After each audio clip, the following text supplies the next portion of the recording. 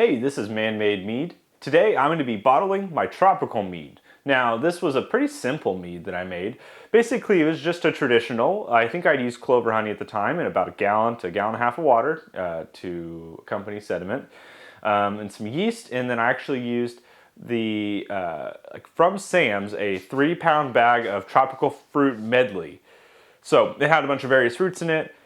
I put that into the secondary. So the whole process of it, if you want to know, of course, here's the recipe. But I made the traditional mead, let that run through, and then I stabilized the whole thing so there could be no re-fermentation of the yeast. Then added on top of that the tropical fruit medley and left that for probably 3 to 4 weeks to really impart flavor. Because I stabilized, it allowed for the sugars of the fruit to stay inside the mead, which is real nice. I have a little taste of it.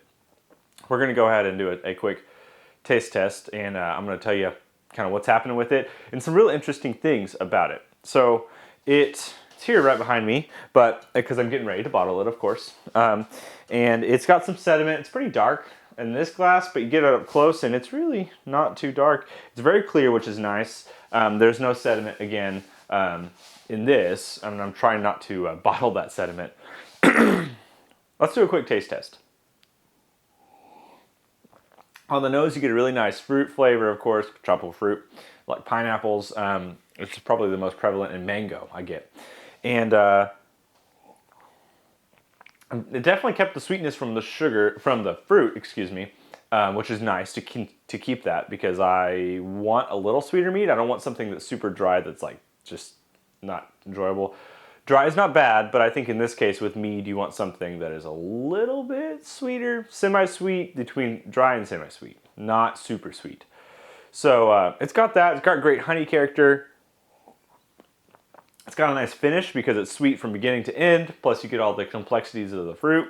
This is one I'll be making again, which is really nice. Now, I do want to mention this. If you've ever watched one of my bottling videos, you know that I give away a bottle. So if you want to win a bottle, there's a couple steps, a couple rules. I'll put them down right here. Basically, you just need to be a YouTube. You can follow me on YouTube. Make sure that you're subscribed. You need to write down below, hey, I want to win a bottle. I want to win this bottle. And then follow me on Instagram, or really Facebook, because I posted on both.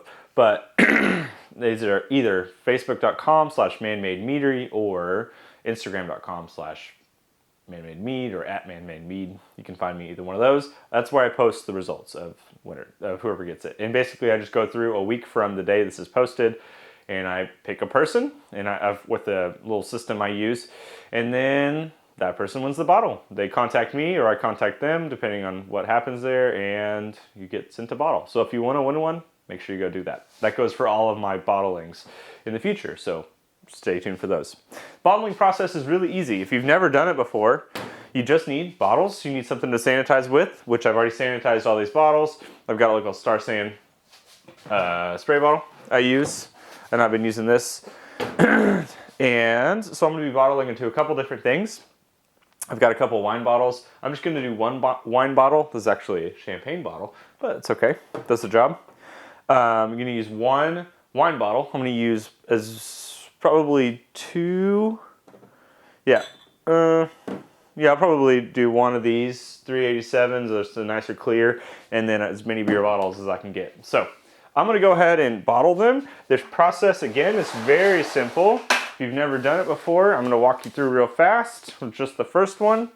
You need your auto siphon and tubing and a bottling wand, which has a little thing on the end to help you bottle this. Of course, you want your mead or whatever you're bottling higher than the rest of what you're making.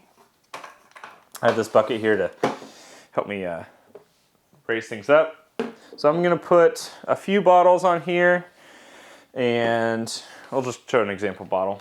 So I'm just going to go ahead and, the first one's always the hardest in my opinion, because you have to do like a weird multi-handed thing, and I'm also trying not to mess with my sediment. So here we go.